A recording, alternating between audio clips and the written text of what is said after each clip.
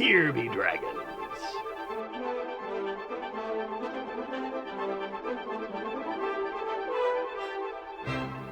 All right, welcome to episode 2, version 2 of Here Be Dragons. Aye.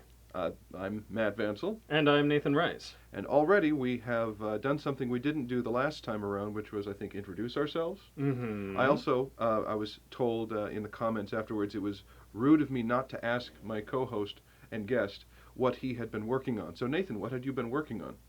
What had I been working on when we last spoke? Last at month, the yes. last episode? Honestly, I don't even remember. It probably wasn't very interesting. See, there was a reason I didn't plumb his depths. There's not a lot of depth to plumb. He's about a mile wide and an inch or so deep. That sounds like there should be a sex joke there, but I can't figure it out right now. See? QED. I mentioned that this is version 2 of this recording because we tried this last week. We did. We did, and actually recorded a nice hour-long show that was unusable 18 seconds in because that's when the audio clipping started. I've tried to get to the bottom of that. Andy thinks it's because a virus scan was running in the background. I'm going with my original assessment of gremlins. All right. Because technology hates me. Yes. And did you feed your computer after midnight? No, but I left a bowl of milk out so the goblins wouldn't steal my horseshoes. No, it's smart. That's smart. That's smart, yeah. But the apple goblin still gets in and eats most of my autumn produce. Apple goblins. She's cute, though. It's okay. We may be starting and stopping as we go through the recording because if the audio was anywhere where it was a couple days ago in the office, there may be some interference. If you hear scraping in the background or whatnot, I have a neighbor who's moving in and is assembling office chairs in the hallway. There was also the leek returned, as it does every year. It's beautiful when the leek migrates back to the north here. Yeah, vegetable of Ireland. That it is. In this case, it's a cascading drip from the ceiling that, when it was striking the carpet, was about as loud as a metronome, which, interfered with the audio recording. There's actually a metronome feature here on GarageBand that I have to turn off. Oh, so it doesn't keep the time while you... Keep time. Well, here, this is what it sounds like if I have it on. Remember what I said about technology hating me? Yeah. Yeah, the one time I want it to work, to demonstrate a point, and no, it's not gonna. That's Boyle's Law. Which law? Murphy's Law. Murphy's Law. It's Stanley's Law. Law and Order SVU. Okay, so we're going to be doing much of this episode for the second time, using the same questions and agenda, since you didn't get the first versions because it was lost to clipping and audio distortion. What he says is true. So next year, 2019, is the 20th anniversary of Dead Gentlemen, because it'll have been 20 years since we shot Demon Hunters.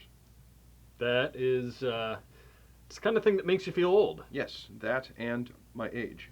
Yeah. As well. But it struck me also that it has been 20 years since the death of Toad. The death of Toad. Which happened in, well, I guess 20 and a half, because that was back in April or May of 1998. Yeah. Well, it would have been closer to May because it was near finals week. Because you came back for finals week. Yeah, I did come back for finals week. We filmed it the week before finals week. So here's the story. I got mono bad. I got shat upon by mono in the final week of the semester there. I missed the Choir of the West concert. We'd been practicing to do the Chichester Psalms. I was so looking forward to that. I had no voice and I couldn't stand up, so you're not going to sing that. I was out of all of my classes, but the hardest for me was actually I figured that I had just lost this new group of friends that I'd found. I don't always make friends quickly, and I moved around a lot as a kid and didn't have much continuity in school districts by the time we actually settled down. Mm-hmm. So I kind of, in the core code of my being is this understanding that friends go away and friendships decay. And that's just part of it. It's sad, yeah, but, it's what happens. So you just get used to that. And I had just found this interesting group of people. I'd met a couple of them before, either through choir or through Dr. Nelson's Latin 101 class as a freshman.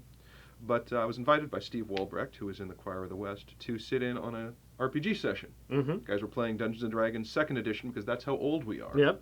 I remember that because you were playing a gargoyle. I was playing a gargoyle, and it was the first time I'd actually played as a player a full game of D&D. I'd never had a group of my own. I'd read the books and I'd read the novelizations, the Dragonlance ones in particular, but I've never actually had an honest-to-God RPG game. So I got to sit in on one, and it was lots of fun, and I thought, well, that was great. Too bad I got sick, and I'll never see those guys again. Now, at the same time, sort of the unofficial hangout for the group that would become Dead Gentlemen was the ground floor of Hinderley Hall, which is an artistic house there. A lot of choir folks, a lot of theater folks right there. Yeah, at least it was at the time. I don't know if it still is. Again, well... A lot of tech nerds, too, because it was the first dorm with what we consider modern internet. That's right. Everyone else had basically, like, we're still going to bulletin boards. They had Ethernet. I should emphasize that when I say a certain thing at PLU is, I am operating from my 5-year window in history that I was there, right? The way that it still is in my head. Like, they have completely revamped the University Commons there. The cafeteria looks nothing like... Not even close. Not even what it was when we were students. When you walk in, instead of the bookstore being to your left, it's now several blocks down in its own building. And yet, when I picture the building, I imagine the one from 1996. And when I go into the building, I am still confused, even though I know it's been this way for an entire 10 years, teenager's lifetime at this point. Anyway, so Hinderley was, at that point, an artistic hang, and I was, at that point, hanging out there a lot. People thought I lived there, even though I didn't. Yeah. And there were two rooms in particular where we tended to congregate. One was the War Room, which is this tiny study room that got used for D&D instead. That's where I met the group. Yep. and it's where we used that for the beginning of Dwarmithrax, the beginning of Demon Hunters. I made that same mistake the first time through. Oh yeah, there you go. Because it was the Dwarmithrax scene where it busts out of the crate. It's where we filmed the game room of the original gamers. Yep. I think there was something in there for Demon Hunters too as well, but I can't recall at the moment. But we filmed there a lot, and then there was Stephen Milt's room, which was this right to the one side of the stairwell there, right next to the lounge. Was once a quad. It was pretty big, so they could fit a full-size couch in there between the bunks. Yeah. And was actually the room I had in mind when writing Sandy and Garrett's room in Hop Jockey. Okay. And at the time, because again, 1997, 1998, we played a lot of Mario Kart. The original. The original. Well, the N64 version. Wasn't that the original? That was SNES had an original version. Which, if you play that after playing the N64 version like I did, it's disappointing. I would imagine. Anyway, we all had the different characters that we would sort of gravitate to, and I would only play Toad. I guess that was my thing because I didn't have one and I wasn't very interesting back then. I don't know that was true, but but anyway, I demanded to play Toad when I would lose. So, and a lot of people like Milton always played Donkey Kong. I always played Luigi. People had their You had some character. very creative curses when you would play Luigi. Yeah. It turns out that size of the characters kind of sometimes dictates who can push who around, and so I was constantly getting pushed off the course by Donkey Kong, who I called DK. And so, I had some... I was well known my freshman year for my string of creative curses while playing Mario Kart. Yeah, so I played Toad, who was also, had about the weight of a ping pong ball. Right. And would get, when Mario's knocking you off the course, you know that you're a lightweight. And you'd constantly, you'd often do the voice. I'd always do the voice as well, which I'm not going to do now. Been a few years. Been a few years, yeah. Oh man, we were such nerds then. Then. Not now. Not now, and of course we're totally profesh now. Mature. Anyway, so I up and vanished with a couple weeks to go before the end of the year because of, again, the mono. And, my neighbor's working. You can hear. I hope that's not getting picked up here. Anyway, vanished because of the mono. And then I managed, as an invalid, to wander down there when I finally get cleared to interact with people. And I come in and sit on the couch to play a little bit of Mario Kart. And as I'm sitting there, Steve Walbrecht comes and says, "Hey, Matt, we found this." And it's a video cassette.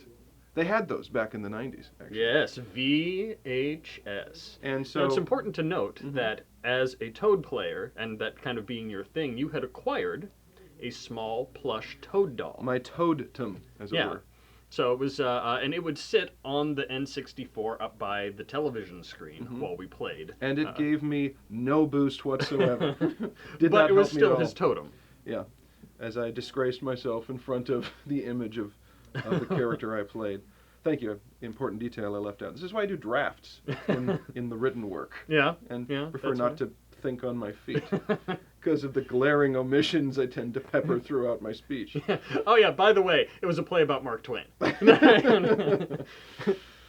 Right. So it says, hey, I have this VHS tape, so we put it in, and it turns out it's a ransom video for my Toad doll. Yeah. Which apparently they decided, hey, Matt's dead. Let's kidnap his plush doll and make a ransom video to Yeah. make him feel better. And they told me afterwards they were planning on making it, maybe a couple of minutes long. Mm-hmm.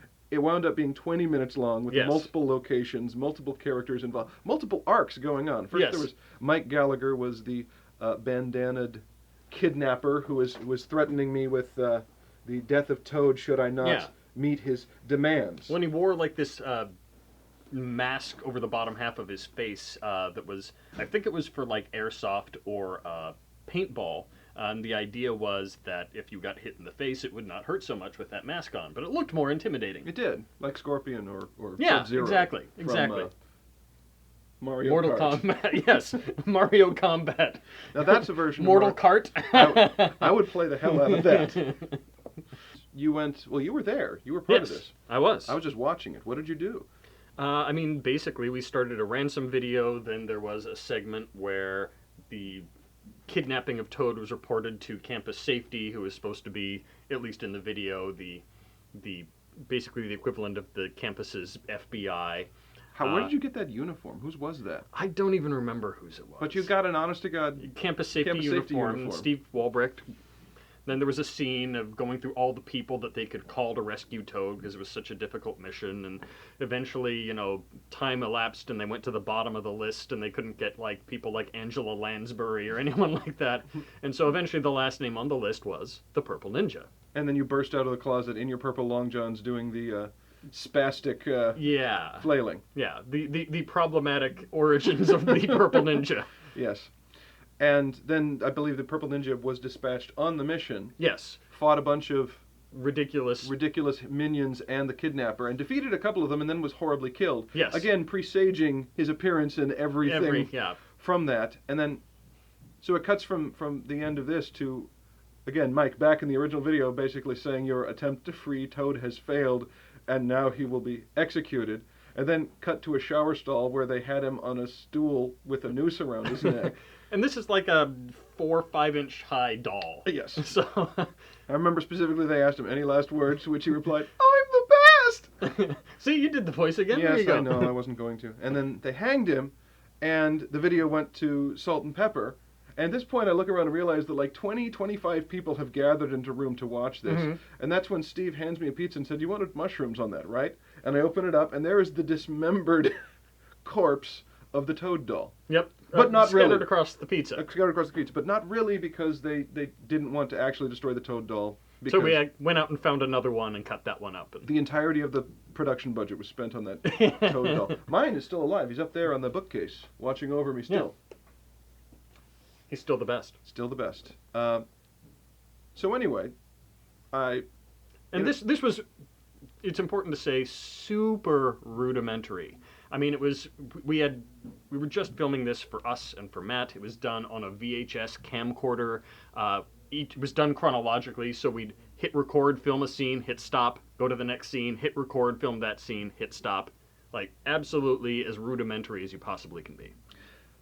yeah, I filmed linearly, yeah. no editing to it, but it still was really entertaining. And I got to thinking, if this is what this group of people could do on a whim, Mhm. with no plan, with no budget, with no script, I wonder what we could do if we actually, tried to do it for real, tried to make a movie for real. Yeah. And a year later, we were filming Demon Hunters. So that was the beginning of Dead Gentlemen, 20 years ago. Yep. Not knowing that it would become Dead Gentlemen, Right. that we would still be doing this in our 40s.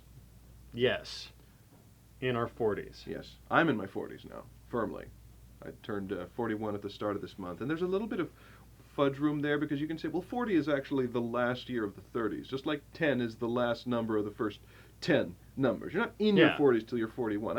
I've got some youth left. I don't have that excuse anymore. So at 40, I can say I'm still in my 30s? But no one will believe you. Right. Yeah.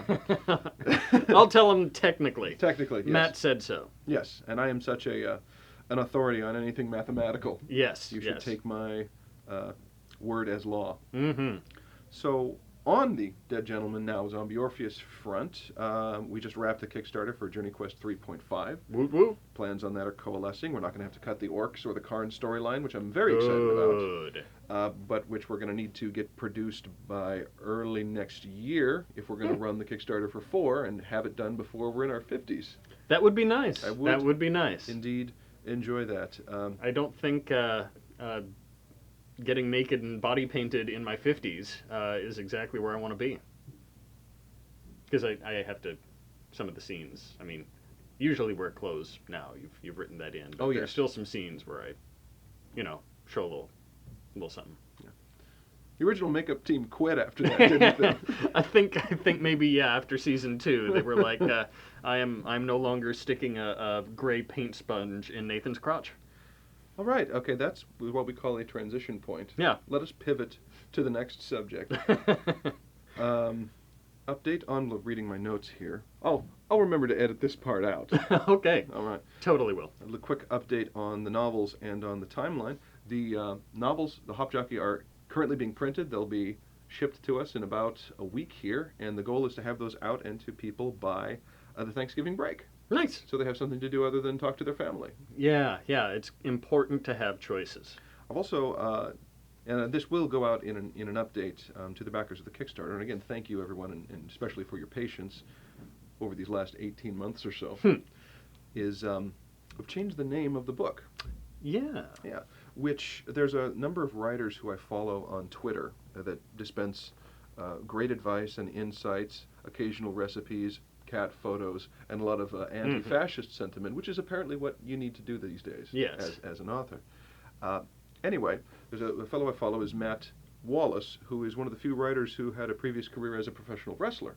Oh. Yes. It's a narrow subset. It's basically Matt Wallace. Yeah, I was going to say professional wrestler into author is not... well, if you look at the Venn diagrams of professional wrestler and professional author, there's Matt Wallace and Mankind. Oh, yeah, because there you go. A book. Mick Foley, yeah. That's right.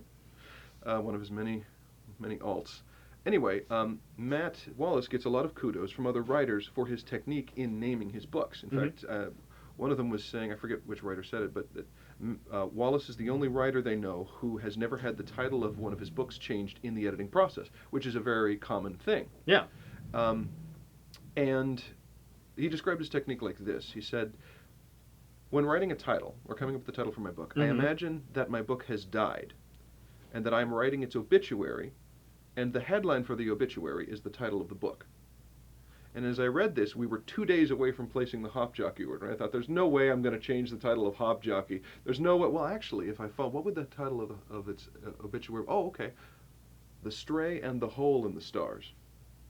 It's good. Yeah, it's like, that is good. But it's 2 days before we're going to place the order.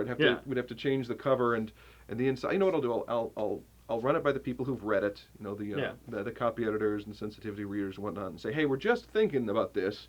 What do you think? And it came back 100% yes, new title. Awesome. So Hop Jockey is now the title of the series, and this will be the first entry. That's good. Yeah, I'm digging it. Actually says something about what it's about, too. And yeah. Most people think it has something to do with beer if they read it cold. Hop Jockey. Indeed. The travels of the itinerant IPA night. Yeah. I think there is a Hop Jockey beer out there somewhere. Huh. Yeah. But, I claim squatting rights on the name. Yeah. You've I can testify that you've had that since at least 2000. At least 2000. So what are you working on these days?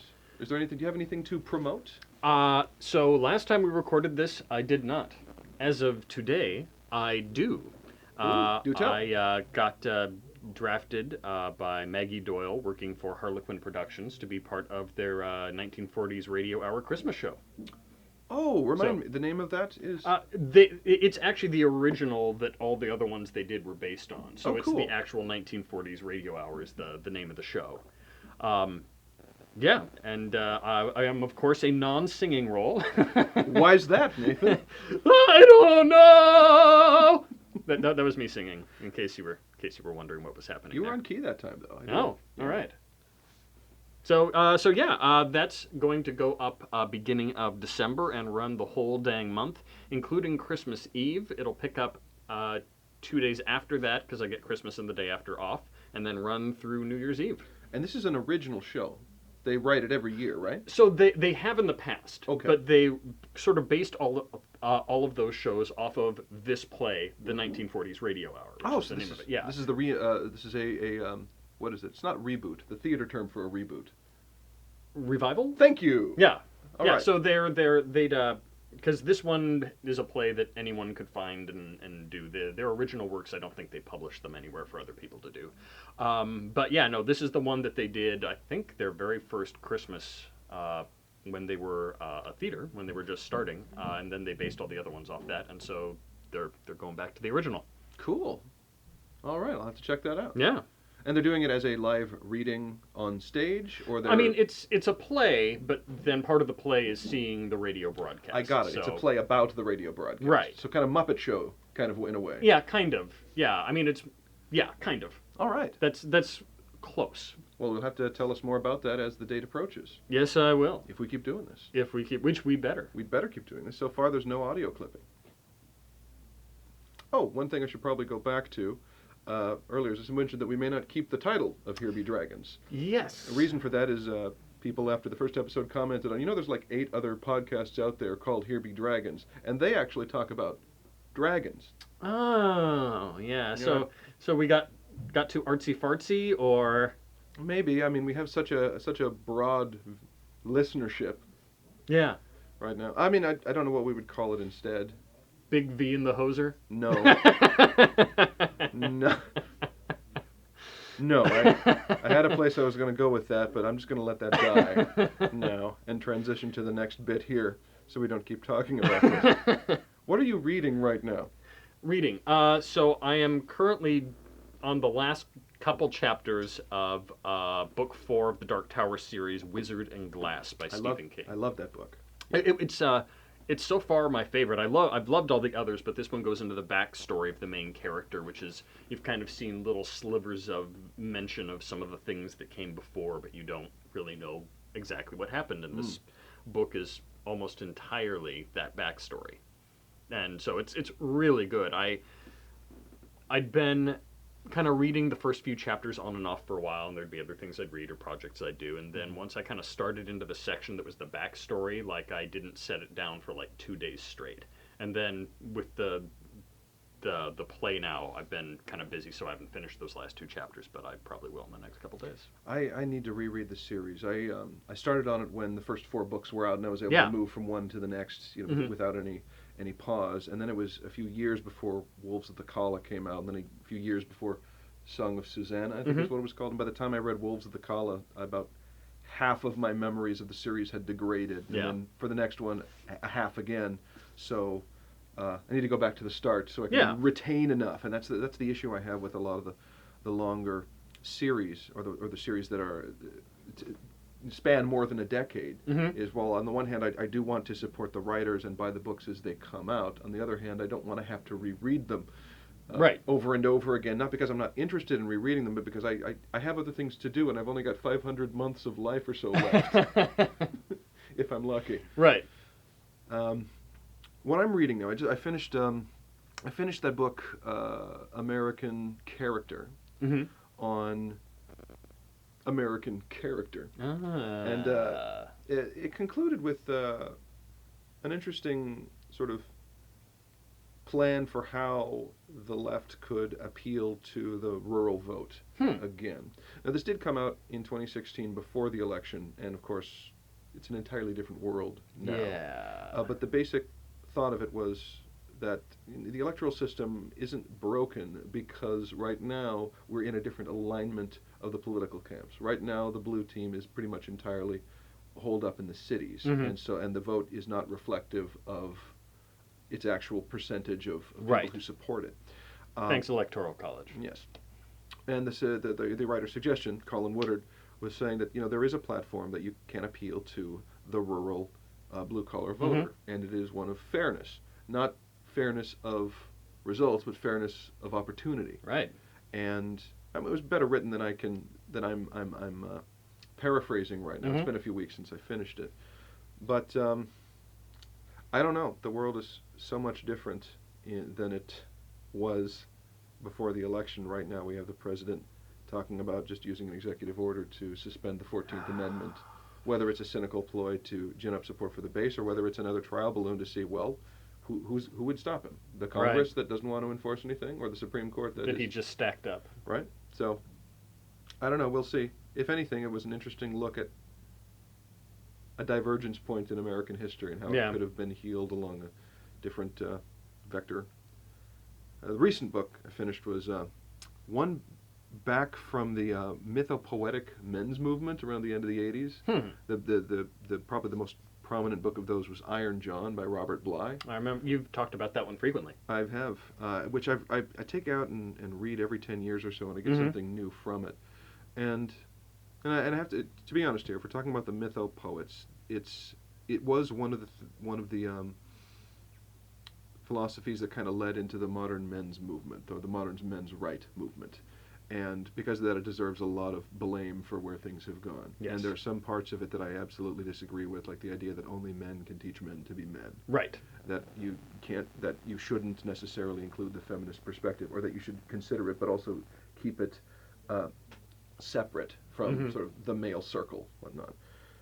I can understand sort of a primal appeal of going off into the woods and beating drums and connecting with other men, but you can't dismiss the experience over half of the population. Anyway, problematic as it is, one thing I loved about Iron John is its dive into fairy tales, dive into archetypal folklore and how those shape understandings of men's roles in society, what they've been and where they are now, and why a lot of men feel unfulfilled. And it goes sort of like on the same trajectory as why we tell children fairy stories or fairy tales, right?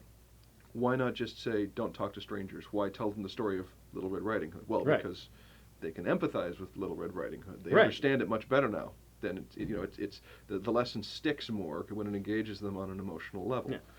Anyway, Iron John is one that I love, and there's another book in that sort of oeuvre called Warrior King Magician Lover: Rediscovering the Archetypes of the Mature Masculine by Robert Moore and Douglas Gillette, that came out in 1990. And it's a thin volume. It's one I've had on my shelf for quite a bit of time, and even for being thin, I found it wasn't very substantive.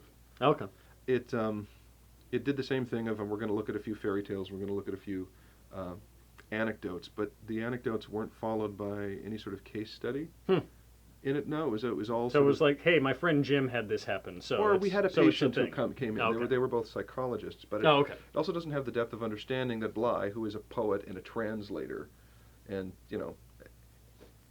literary elder, that's didn't, or at least it wasn't communicating that sort of depth of knowledge and understanding of the source material. What was really interesting about it was the premise is that there are these four masculine energies, or four identities: the warrior, the king, the magician, and the lover.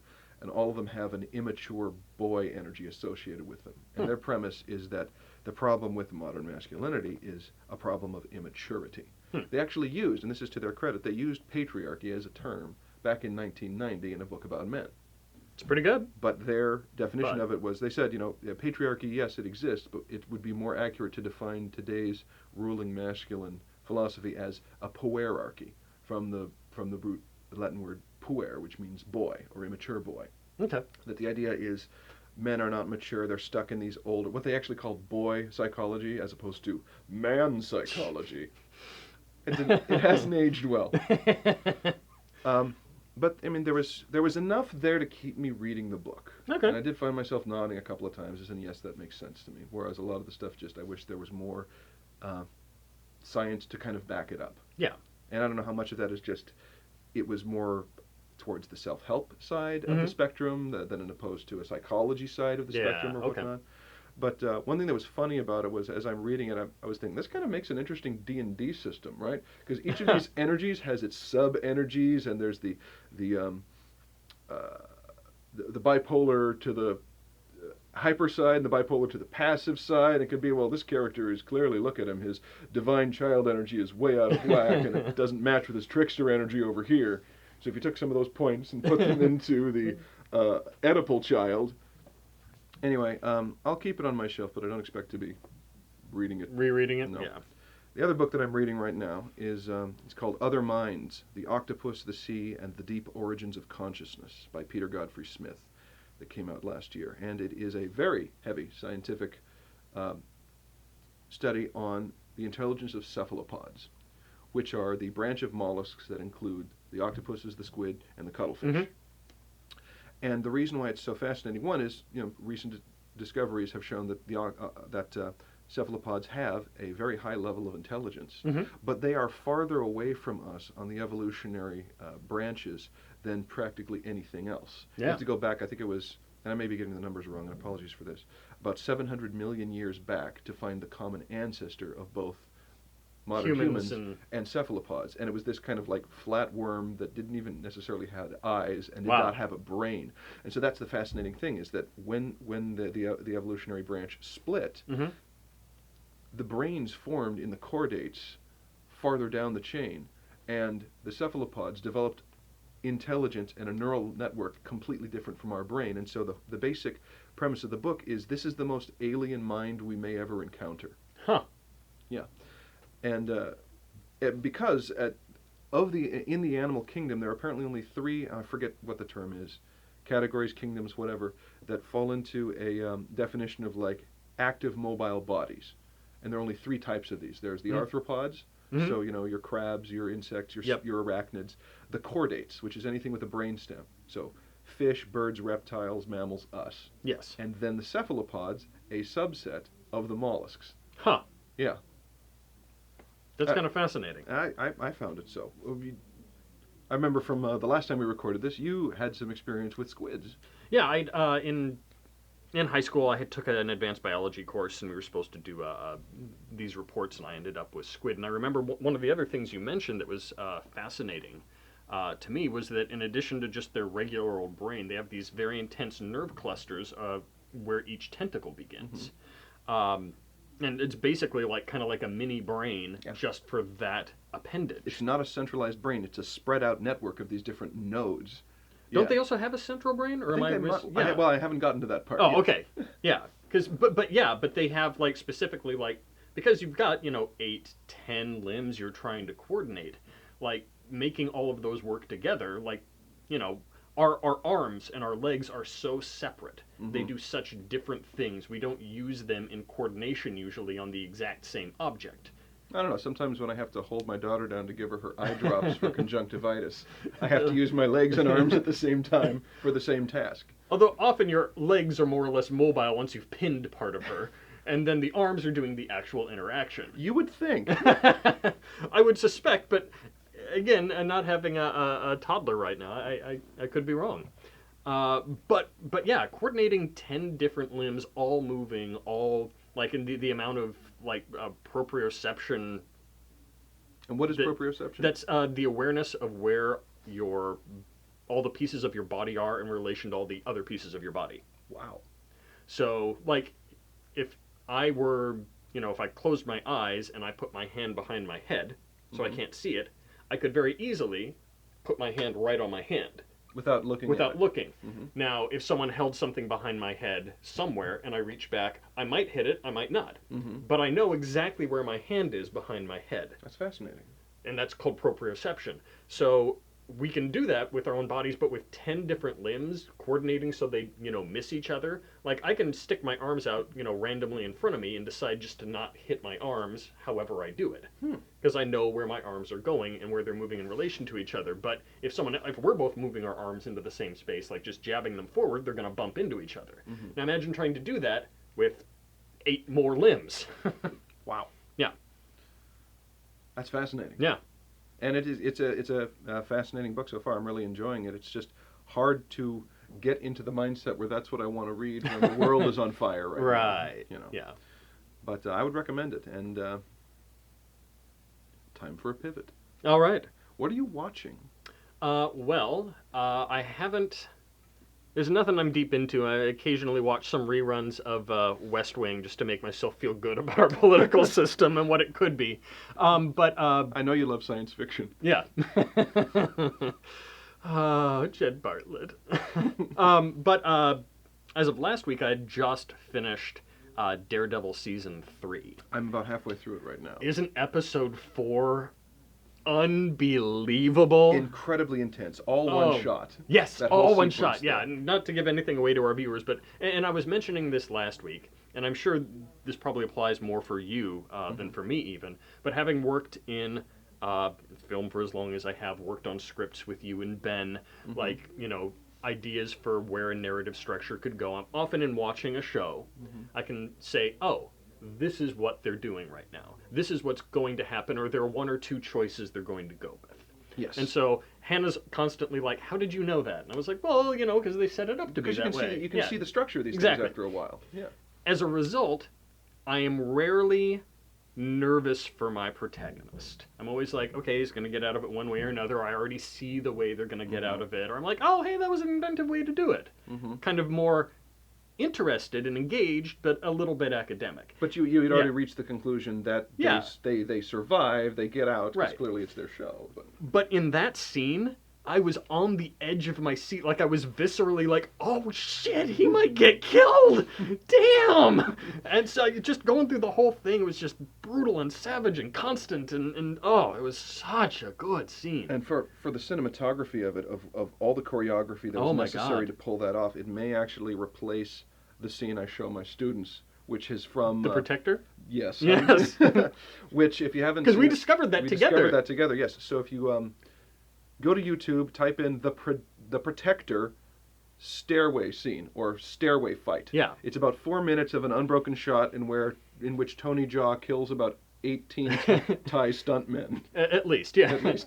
But it's remarkable because, it's like this. It's one shot, clearly a Steadicam rig. Yes. And that the Steadicam up had to be in just as good a shape as the combatants and the actors. Oh, yeah.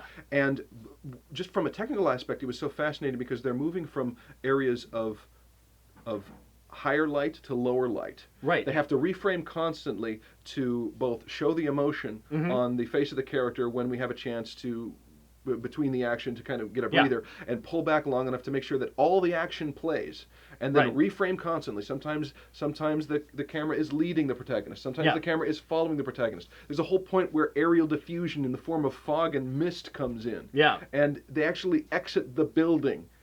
Yeah, no, at one point. It's masterful. And it's constant. It's going up this spiral staircase. And as you could imagine, if you're fighting someone... I was talking about Daredevil at this point. Oh, Daredevil. Yes. Oh. I thought you were going back to the Protector. Both are true. Okay, I thought... No, yeah, because I was like, yeah, I guess they did that in the Protector, but I thought they did more stuff... You didn't see his face as much. But Not so much I was like, Protector, but I haven't seen it too recently. Okay, yeah, no, you're absolutely right on both counts. Yeah, I apologize. That's fine. So anyway, a fantastic scene. Really, as you said, visceral, hair-raising, edge-of-your-seat kind of sequence. Yeah. Which, where I authentically feared for the life of my protagonist. It was great. Just brilliant. I am watching The Good Place now.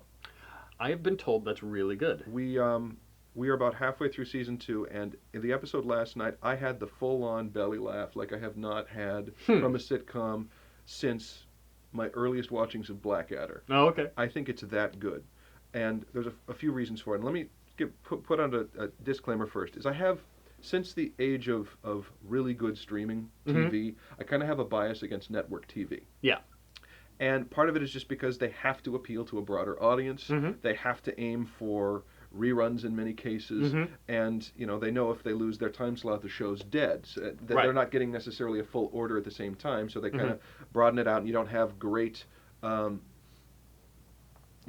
lot of times it's reset television, right? You don't have a lot of changes that carry over from episode to episode. So even though I've been hearing great stuff about The Good Place, I resisted watching it for a while, and Camille and I have devoured the first season in about a week. It is funny. It is smart funny. It doesn't savor the dialogue. It doesn't wait for the audience to catch up on the joke. It just keeps going.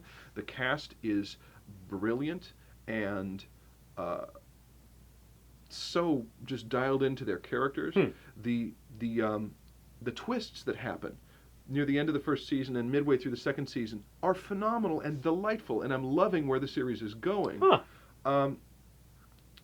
Like, I haven't been this impressed by what a network show could do since Vikings, which I know is a bit of a change. Yes. But at the same time, also a very good show. Also a very good show. I love historical dramas or stuff set not in the here and now. And the problem I had with a lot of those shows, even though I love the production design of a Marco Polo or a Black Sails, was because they're on a streaming service and they can show nudity and swear, that they just overindulge in it, and it just gets in the way. And it's like, I think it was in Black Sails at one point when there was another sex scene where I actually said, "Oh, come on," and I was annoyed by it, right? But Vikings was a show that was just as raw, just as bloody, that couldn't swear or show nudity, and you didn't miss it. No. Right there. It's like you're using this stuff as a crutch because you can. Anyway, wound up talking about nudity when I meant to talk about The Good Place, a show set in heaven. Well, hey, when there's nudity, you have a good place. That's true. And the writing is not just so sharp episode to episode, but there are callbacks that go back to the very first episode. Oh, fantastic. To pay off jokes that they are not funny without that. It's a masterpiece of just a beautiful lattice work of character development and discovery, and they're actually doing something really well that we haven't seen done well since Lost, and that is using flashbacks from before to paint characters where they are now, but that aren't related to the supernatural world that they're in. Yeah. Which was, there was a whole slate of shows that came out trying to mimic Lost, but they never got that part of it right. No. Well, Good Place has. Huh. I would check it out. I think I will. All right. Did you ever watch Parks and Rec? Because there's another network show that I don't know that it quite has the mythology, but the ability to create belly laughs, the like really crisp characters. The first season is kind of figuring out how it's different from The Office, but every season after that, highly recommend, just if you're looking for something to be impressed with on network TV for laughs. It's also something I need right now. It is unflaggingly positive.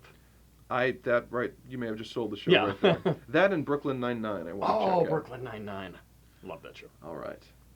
Well, we're about 42 minutes in, so let's move on to the questions from our vast bevy of listeners. All right, then. Most of these are for Matt, but there's one for me at the end. There is. So, starting from Red. How much time do you put into initial character backstory when you're writing? Do you flesh it out completely? Do you leave some of that information to be discovered later? Do you write it down, or do you just let it marinate in your brain? It's kind of a combination of techniques there. There is no story without character, right? For starters. But a lot of times I've found the supporting cast of the story doesn't really solidify until you've sort of staked out those first big narrative beats with your protagonist. And sometimes the development of the world suggests a kind of character that then you develop them and it suggests something for the world. A lot of times I do let it marinate, sometimes for years, in fact. And a lot of times it's just a matter of putting in the broad strokes and then figuring out the details and the filigree as I go. But sometimes always, I should say, writing is a process of discovery. That's one of the big notes. I double underlined it when I was in film school, is that writing is about discovery. You're not going to know everything about them when you begin. You shouldn't know everything about them when you begin. You need to let the story develop naturally, and it will unfold in that way. Like, just to go for Journey Quest as an example, in the original drafts, Rilke was just known as Smart Orc. Yeah. There was no romantic subplot with Ren. It just kind of presented itself in a natural way. Yeah. And from that point on, Emily and Jesse have just made such an amazing go with that. That it's integral to the story as it is to those characters. Absolutely. All right. Then, from Rival. How has building a conlang for use in your creative works impacted how you feel about conlangs in the media you consume? And I am assuming conlang is constructed language. That is correct. That's the parlance. Ah, That's for the the insider. lingo. Yeah. How has building a conlang impacted how I feel about conlangs in the media? I really appreciate that it's taken seriously, honestly. Like, I saw this video last week where a linguist who is an expert on accents, like how they're pronounced at what parts of the mouth or throat, was breaking down 6 conlangs. And they did Parseltongue from Harry Potter, Klingon. There were 2 from Game of Thrones. They did Dothraki and High Valyrian. I assume Tolkien Elvish. Tolkien Elvish Sindarin, and Na'vi from Avatar. Oh, okay. And I appreciated that they had put some sort of like linguistic change in there, so it's not just here's the hard and fast language, but here's what the original words were and how elisions and contractions and waves of generation started making things easier to pronounce, or here are the shortcuts that they took. And I've seen this with Orcish too. It's like the first season Orcish is so different from the third season Orcish as they figure out ways to say stuff better or more precisely or or more efficiently in many cases. One thing that kind of floored me was about both, I think it was Dothraki and Klingon. They said these are massive languages with 3,000 words. And I was working on Orcish, I'm almost at 5,500 words. So I am vastly over spec. You have too much conlang? Too much, I guess. I don't know. I mean, part of that I can blame on the backers.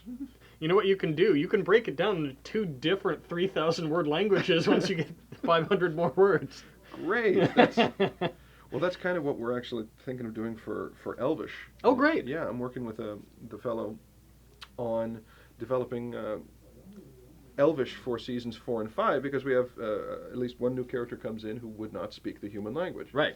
And it's in character for them to do so. And just like with the orcs, the elves' psychology and worldview is going to affect their language. Like the orcs are they're a short-lived people. They've been abused a lot of their time, so everything is defined negatively by what it's not. You know, the Orcish prefix gods means not, and so, for example, I think it's freedom is like not slavery, and so on. So, and if you look at through the dictionary, the section that begins with GADZ is like a page or so long. For the elves, the struggle, the question is like, how do you, if you're going to live 1,000 years, right, effectively forever, how does that change your worldview of, or your concept of the passage of time? Right. Like, do they get bored? Do they consider themselves super long-lived, or do they just look at everyone else as super short-lived? No. Like when years passes the same time as weeks to you, is everyone else just volatile and insane about how quickly they come to decisions, how quickly they deplete resources, how scarily they age? It's like, Jesus, I've known you a week and you're gray. You're going to be dead soon, right?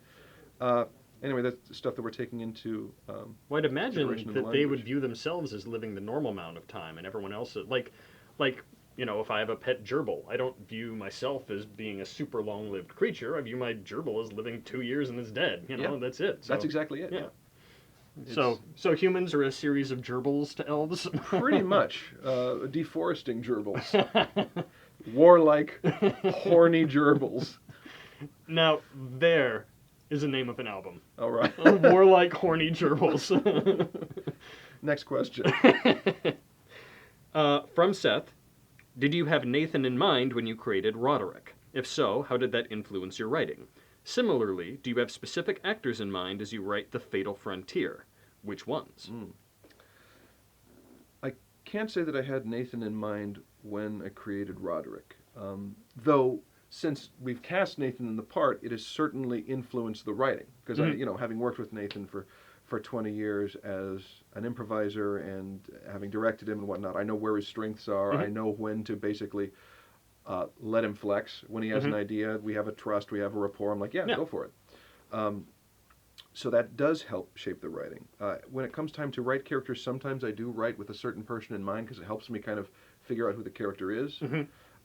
Sometimes I have no idea who's going to play a character, and they kind of exist in a pseudo-solid state for a while, like Lieutenant Commander Blackwell in The Fatal Frontier right now is a chin and a douchebag hairstyle in a uniform, but his face isn't there yet. Okay. But I can see the hair and I can see the chin. As for The Fatal Frontier, for Webb in particular, it's like sometimes I'll think of a couple of people and kind of jam them together, or people I've met in my life, or a lot of times I'll use Hollywood people sometimes just to get a sense of face and voice and whatnot. So for like Webb in The Fatal Frontier, I imagine like a shorter Denai Gruria. Oh, actually, that would be for Frankie. Denai Gruria, who plays Michonne on The Walking Dead and was General Okoye in Marvel Cinematic Universe. Yeah. And she was also in this. Oh, it's a magnificent piece called Mother of George. It's a Nigerian film from 2013 that is just heartbreaking. And it's one of the pieces that we teach at DigiPen on the section on cinematography. Because it's not just its use of color, but its use of framing and surface divisions is so atypical, yet so brilliant at the same time. Like there's points where you'll have a super close-up on someone in profile having a conversation with someone off screen, and it stays in that profile shot until it gets really uncomfortable. Like, why am I not allowed to see this person? It just makes you tense.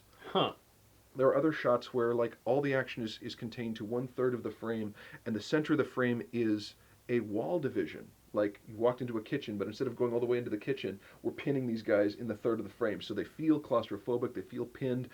All the light and color on that section is a different color than the warm, inviting section in the restaurant itself. And it's just it's visual tension, and it's magnificent. Anyway, she's in that, and she plays a very different character than we're used to seeing her. We're used to seeing her cracking heads and or slicing them off. She doesn't do any fighting in Mother of George. Well, not physical. And then also, for Webb, I've been thinking of, I've been picturing Simone Missick, who plays Misty Knight. Yeah. And who sadly won't be playing that part on Netflix anymore. Yeah.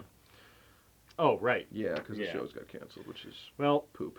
I mean, there's a lot of speculation that with Disney launching its own streaming service, the Marvel properties are going to go there. There's also suspicion that with Luke Cage being canceled after Iron Fist, they're going to make Heroes for Hire. So put them together as Power Man and Iron Fist, although probably not calling him Power Man. Probably not. Yeah. All right, next question from Rob. Leaving aside Liberty Cabbage and the obvious links between the various properties that you've written, are there any other old ideas that you have kicking around and want to eventually produce? Oh my, yes. Excellent. Moving on. Did you want to go into any of those? I can. Like I have a couple of documents that are just like future projects or ideas, and some of them go way back. Some of them go all the way back. Like one that has never gone away is The Odyssey, a musical. Yes. Which would be fun, but the nature of how we would do it, and whether it be parodies or original songs, or if we were using puppetry or whatever, the idea changes. But I mean, it's in a quantum state right now because it's all theoretical. Yeah. There are others that I look at and I'm like, I've just kind of outgrown that idea, or it's dumb, and there's a certain allure to wanting to see all the projects you ever thought were good through, but part of that is just self-indulgent. Yeah. But some of them have hung around and won't go away, and I think could be modernized to have some legs and speak to a modern audience. One of them that I think would be fun is Heroes Anonymous. Yeah. Yeah, that's an old idea you've had for a while. And the basic premise there is it's a world of superheroes, but here the superheroes are city-based, and they're very much like sports franchises in that they're not necessarily loyal to the city. Like they'll move if they don't get their new lair or whatnot, or sponsorship for their new uniforms. And they also have a super union, the superheroes do, that covers, well, not just their healthcare and retirement, but what sort of foes they're allowed to face. Right. And when the government can call in the army, that sort of thing. And what happens is the Seattle-based team the Fabulous Five, just get trounced by this new supervillain who shows up and doesn't play by the rules. Right. And when they start getting criticized for, hey, we're sinking this much money into you, and you guys are getting your asses kicked right now, they go on strike. And so the city has to, because of the super union's charter and whatnot, they can't get any more union. Exactly, they can't hire anyone else, so they hire scabs from these heroes with less than A-list powers. Yeah. Right, like the guy who can smell the future. Yeah. Or the guy who was bitten by a radioactive Shaolin monk. Yeah, I love that one. It's so Stick dumb. Boy, right? Stick Boy, yeah. Anyway, I don't want to say any more than that about it, but it's fun, and I like playing with sort of the tropes of a certain genre like that. It wouldn't go where I think it would go. Like one thing I've been wondering, I don't know if it would be for this project or a different one, is there's always the assumption that superheroes kind of believe in a higher calling or are above politics and whatnot. Yeah. And one of the things I wondered is, if they were real, would it actually be good versus evil, or would it be more left versus right? Especially in this polarized age. Yeah. One that becomes interesting in who individuals view as the villain and who individuals view as the superhero. Exactly. Yeah. Before 2016, I wouldn't have thought anyone cartoonishly evil could come to power. So that's one idea. There's another one that I've been kicking around forever. Well, not forever, because I am only 41 years old, but forever for a gerbil. That's true. Called Not Worth Living, which is to play with the zombie trope ideas. That, the reason there are zombies in the modern day, but there's a bunch of myths about them that we need to dispel. One, we don't know why they come back. It's not because one bit you. It's not because you failed to achieve something you meant to in life. It's just some return. Some come back trapped in the bodies of people used before, because that's it, they're not who they used to be. Oh, okay. No memories survive, no personality survives. They're basically entirely different people. Why do they shamble and moan at the beginning? Well, because they're infants. They don't know how to walk, and they don't know how to talk. And so you have a section of these folks set aside in places where they're allowed to live, reserved for them, as you will. These old graveyards. You have vast exploitation of this class because, well, they're legally dead, so they can't own property. Right. They can't vote. But you don't have to worry about safety regulations for them. Right. They can weld underwater without a breathing apparatus. Yeah. And of course, you've got the whole religious contingent. And if something falls on them and crushes them in a construction zone, hey, they were already dead. They were already dead. And it's more. I have a idea for a plot, but it's one of those things that's been marinating for quite a while. And I don't know what that would be. It's more like the world is suggesting. Here's what the world is like. That will suggest some characters whose then I would follow. Okay. And then there are some other series I'd be interested in doing that would take too long to get into here. One thing I'm optimistically curious about is just doing more stuff that's set in Fartherall. Yeah. From a novel perspective, well, from either as novels or as short stories, because I've wound up doing so much world building as part of developing the Orcish language and writing JQ4 and 5, and now doing the Fartherall World Bible. And that's one of the problems I have in doing stuff like this is plucking off the story ideas that can't go anywhere, or can't go down this specific path, and say, well, I'll save that for later. I'll put that over here. Maybe we'll get to that one in a bit. Yeah. Well, I have a whole pile of those now. Yeah. And we have an audience that likes the world, so I'd be perfectly happy writing more silly stories about bards and orcs until I'm older and grayer. I have to add the ers now. Yeah. I think you'd probably have an audience for that. That'd be neat. Right? Huh, listeners? We're not as obvious as that. Oh. The final question. I'm sorry. I was too obvious. Don't wink at me. Oh. Sorry. The thumbs up. They can't see it. It's fine. Oh. Okay. The final question is for you, Nathan, from Red. Considering how long you have been working with Zoe, has there been a situation where you've ever been offered a role or wanted a role that you didn't get or didn't want? So, I've never been offered a role I didn't want. Every time I've been offered a role, I've been like, oh yes, wonderful, a role. I like roles. But there have been roles I wanted that I didn't get. And very specifically, very early on in the process of Journey Quest, which we were just talking about with Roderick, I was auditioning as well for Perf. Because I was like, okay, so he's a scrawny, bearded loser who is super nerdy for the world. Yeah, I mean, I'd like to reiterate that I don't write with certain people in mind for certain characters. Right. But I was just saying, hey, I think I can do those. I think I qualify under that. So, and it was a great, character. And I went and I auditioned for Perf. And then I didn't get it. It went to Christian. In hindsight, I think that was the right choice. At the time, of course, I was disappointed. And when I was in college, there was a rule because you'd audition for the roles and they'd post the. And you should state what. In college for a theater, for our theater program.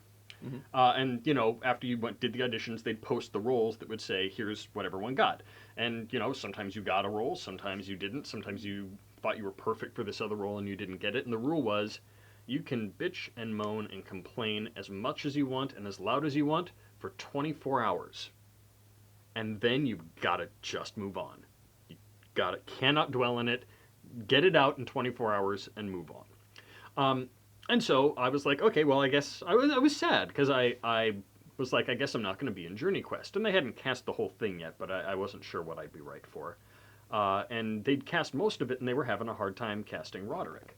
And I know the producers and Matt and everyone else were talking, and I think it was Corey Moore. I wasn't there, but I was told. Corey Moore said, hey, how about Nathan for Roderick? And Matt said, oh, yeah, that could work. Now, at that point, like you said, the role was not Roderick. Mm-hmm. The role was lying gargoyle. Yeah, because there was truthful gargoyle and lying gargoyle. So it was just the gargoyles. Right. And so I was like, okay, well, at least I'll get to be in part of Journey Quest. That'll be great. I enjoy that. But by the time we actually were looking at filming, Matt had kept writing, and the role of Roderick had developed into the role of Roderick. It was no longer just lying gargoyle. It was Roderick, and so I had an ongoing piece in the series, which was great. And this actually goes back to the first question we got was, how much time do you put into initial backstory and writing and whatnot. This is another great example of a character, of discovering where a character is going to go. Right. Like, I know who Glorian was. Yeah. And I know how Glorian approached the world, and the reason why Roderick was just lying gargoyle is because I didn't see him past that one scene. Right. It was just going to be one other, room in the Temple of Uldooms that he just bulldozes his way through. Yeah. But then in writing the scene, it discovered how funny a dynamic that potentially was. Right. And so we had to haul him into the next scene where we have that exchange about the goodness and I'm giving up evil and kept Roderick for that. And at that point, it was like, no, well, obviously this is his sidekick from now on. Right.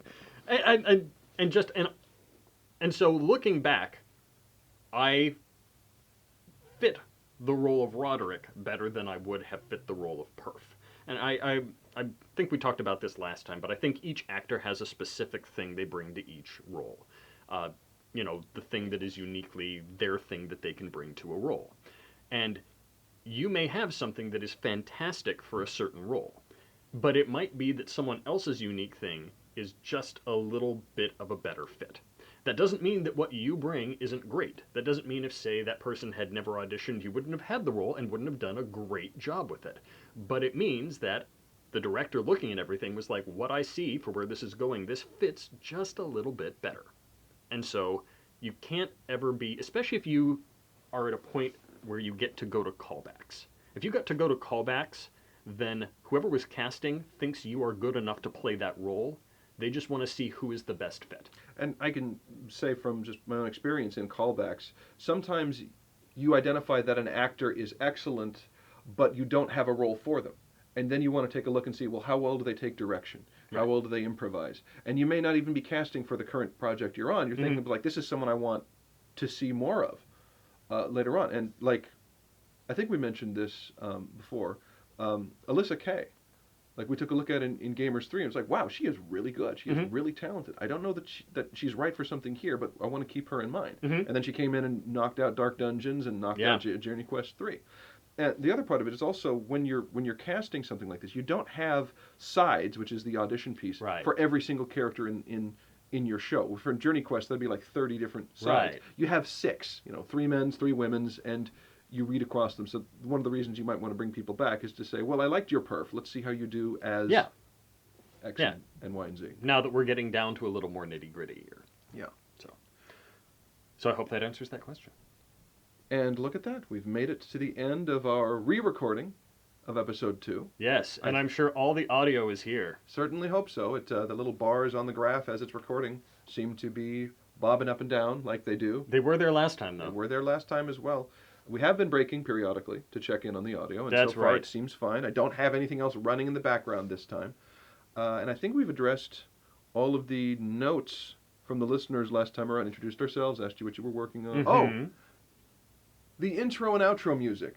Ah. Because apparently 30 seconds of Gustav Holst is too much. Oh, come on. You know how hard it was to find a public domain recording of the planets? Yeah. Jupiter, the bringer of jollity, the grand waltz. You're going, cut that out faster. Oh, yeah? Well, if it's war you want, then we're going to give you the bringer of war on the way out, Mars. Take some more Gustav in your Holst. Yeah.